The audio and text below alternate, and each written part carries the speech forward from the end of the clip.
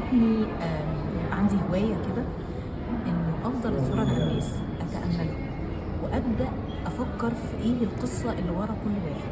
يعني مين فارق ومين متفارق ومين رايح ورايح فين ورايح ليه، وهل هو مبسوط إنه مسافر، هل هو مسافر شغل، مسافر سعي، مسافر فسحة، مسافر مجبر ولا مخير.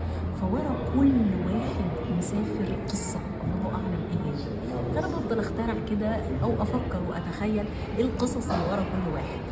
ليه بقول الحكاية دي؟ لأن لو إحنا تخيلنا إن كل واحد وراه قصة إنسانية بما فيها مشاعر، يعني كومة كده من المشاعر شايلها جواه، ده هيخلينا نفهم بعض أكتر، نفتكر إن إحنا بني آدمين وإحنا غلابة في الآخر. كل واحد عنده يعني مشاعر ما الله أعلم بمدى قدرته على تحملها.